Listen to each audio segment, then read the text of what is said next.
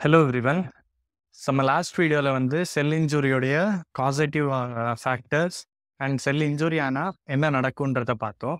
So அதில் இப்போ next continuation is pathophysiology of reversible cell injury. So pathophysiology of reversible cell இன்ஜுரியில் first point is decrease the ATP synthesis. So அப்போது ஒரு செல் injury நடக்கும்போது oxygen வந்து கம்மியாக இருக்கிறதுனால செல் இன்ஜுரி நடக்கும்னு சொன்னோம். ஸோ இந்த ஆக்சிஜன் நார்மலி இருந்தது அப்படின்னா அது வந்து ஏடிபி சிந்தசிஸ் பண்ணும். ஃபைன். எப்போ ஆக்சிஜன் கம்மியாக இருக்கோ அப்போ ஏடிபி சிந்தசிஸ் கூட கம்மியாகும். இந்த ஆக்சிஜன் நார்மலாக இருக்கும்போது ஏரோபிக் ரெஸ்பிரேஷனில் ஏடிபி சிந்தசிஸ் நடக்கும். எப்போ ஆக்சிஜன் கம்மியாக இருக்குமோ அப்போ என்ன பண்ணும், செல் வந்து ஆனேரோபிக் ரெஸ்பிரேஷன் வந்து ஆக்டிவேட் பண்ணும். இந்த ஆனேரோபிக் ரெஸ்பிரேஷனில் என்ன பண்ணுன்னா கிளைக்கோஜன், செல்லில் இருக்கிற கிளைக்கோஜன் அண்ட் குளுக்கோஸை வந்து கன்வெர்ட் பண்ணி ஏடிபி சிந்தசிஸ்க்கு வந்து யூஸ் பண்ணும். So first point is decrease the ATP synthesis. So இந்த ஏடிபி சிந்தசிஸ் கம்மியாக இருக்கிறதால ஆனேரோபிக் ரெஸ்பிரேஷன் ஆக்டிவேட் ஆகும். இந்த ஆனேரோபிக் ரெஸ்பிரேஷனில் கிளைக்கோஜன் அண்ட் குளுக்கோஸ், செல்லில் இருக்கிற glycogen and glucoses are used as a ATP synthesis. And second point is damage to the plasma membrane which leads to the hydropic swelling. So இதில் என்னன்னா normally ஒரு செல்லில் வந்து ஏடிபி இருந்தது அப்படின்னா அந்த ATP is having enzyme is called as ATPase. So இந்த ATPase உடைய நார்மல் ஃபங்க்ஷன் என்ன, பொட்டாசியமை வந்து இன்ஃப்ளக்ஸ் பண்ணும், சோடியமை வந்து அவுட்ஃப்ளக்ஸ் பண்ணும். ஸோ இந்த normal function of ATPase is potassium வந்து இன்ஃப்ளக்ஸ் பண்ணும், சோடியமை வந்து அவுட்ஃப்ளக்ஸ் பண்ணும்.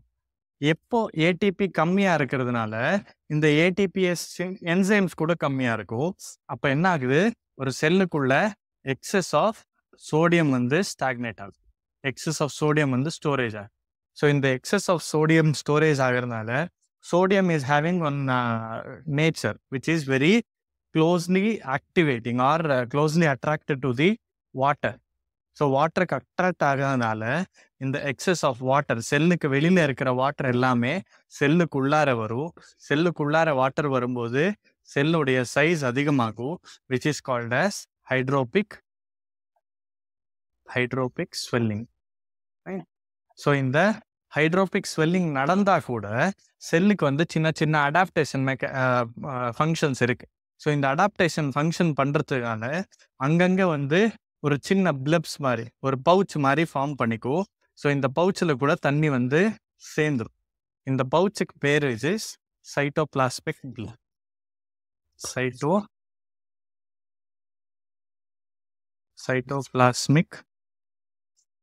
பிளப். ஸோ இந்த சைட்டோபிளாஸ்மிக் பிளப் ஃபார்மேஷன் கூட நடக்கும். So next is failure in calcium pump. So next failure in calcium pump அப்படின்னா செல்லுக்குள்ளார வந்து கால்சியம் இருக்கும், ஆனால் அதோடைய அமௌண்ட் வந்து கம்மியாக இருக்கும். எப்போ இந்த சோடியம் பொட்டாசியம் மெக்கானிசம் வந்து டிஸ்டர்ப் ஆகுமோ அப்போ எக்ஸசிவ் கால்சியம் கூட செல்லுக்குள்ளே ஸ்டோரேஜ் ஆகும். ஸோ கால்சியம் எக்ஸஸாக ஸ்டோரேஜ் ஆயிடுச்சு அப்படின்னா அந்த செல்லுக்குள்ளார வந்து opacities or density, high phospholipid densities இருக்கும், இல்லைன்னா கால்சிஃபிகேஷன் அப்படின்னு கூட, எக்ஸசிவ் கால்சியம் டெபாசிஷனால கால்சிஃபிகேஷன், அதனால கால்சியம் பம்ப் கூட டிஸ்டர்ப் ஆகும். And next mechanism is intracellular. Third mechanism intracellular lactic acidosis. So intracellular lactic acidosis அப்படின்னா, ஸோ நம்ம ஆல்ரெடி சொன்னோம், எப்போ ஏடிபி வந்து கம்மியாகுமோ அப்போ செல்லு தன்னந்தானாவே கிளைகோலைட்டிக் பாத்வே வழியாக ஏடிபியை வந்து சிந்தசிஸ் பண்ணும். ஸோ இந்த கிளைகோலைட்டிக் மெக்கானிசம் நடக்கும்போது which will releases the lactic acid. Fine. So இந்த லாக்டிக் ஆசிட் ஏடிபி கம்மியாக இருக்கிறதுனால glycogen is converted as ATP. அப்போ வந்து லாக்டிக் ஆசிட் செக்ரேட் ஆகும். எக்ஸசிவ் லாக்டிக் ஆசிட் செல்லுக்குள்ளார செக்ரேட் ஆகிறதுனால which will decreases the pH of the cell. So in the pH of the cell decrease ஆகிற இந்த whole mechanism is called as lactic acidosis.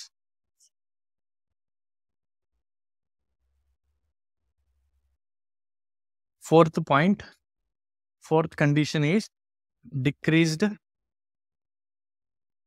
protein synthesis. So protein synthesis க்கு main cell என்ன? Ribosomes. Fine. So இந்த ribosomes வந்து endoplasmic reticulumக்கு ஒட்டிட்டு இருக்கு. Fine. So அப்போ ஒரு செல்ல வந்து நம்ம ஆல்ரெடி பார்த்தோம், அதில் சோடியம் அதிகமாகிறதுனால செல் வந்து ஹைட்ரோபிக் ஸ்வெல்லிங் நடக்கும். ஸோ இந்த செல் ஹைட்ரோபிக் ஸ்வெல்லிங் நடக்கிறதுனால பிளாஸ்மா லிப்பிட் மெம்ப்ரேன் என்ன இருக்கோ அது கொஞ்சம் டிட்டாச் ஆகும், வீங்கிக்கும். ஸோ வீங்கிக்கும் போது எல்லா செல்லுமே வந்து டிட்டாச் ஆகிடும். ஸோ எண்டோபிளாஸ்மிக் ரெட்டிகுலம்க்கு ஒட்டி நம்ம ரிபோசோம்ஸ் இருக்கு. அப்போ ரிபோசோம்ஸ் கூட எண்டோபிளாஸ்மிக் ரெட்டிகுலம் வந்து டிட்டாச் ஆகும். ஸோ இந்த டிட்டாச் ஆகும்போது ரிபோசோம்ஸ் கூட டிஃபெக்டிவ் ஃபார்மேஷன் இல்லை டிஃபெக்டிவ் ஃபங்க்ஷன்ஸில் போகும். So defective functions of ribosome leads to the defective or reduced synthesis of proteins. Fine.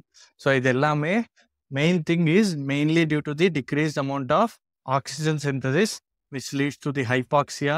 Hypoxia-னால hydropic swelling-னால detachment நடக்கும். Detachment நடக்கும்போது ரிபோசோம் உடைய ஃபங்க்ஷன் கூட டிஃபெக்ட் ஆகும். ஸோ அப்போ ரிபோசோம் வந்து டிஃபெக்டிவ் ஃபங்க்ஷனில் இருந்ததுன்னா சிந்தசிஸ் ஆஃப் ப்ரோட்டீன் கூட அடிப்படும். இது whole mechanism is comes under reversible cell injury. So next வந்து pathophysiology of irreversible cell injury. So அதை வந்து நம்ம next வீடியோவில் பார்க்கலாம். Thank you. Stay tuned.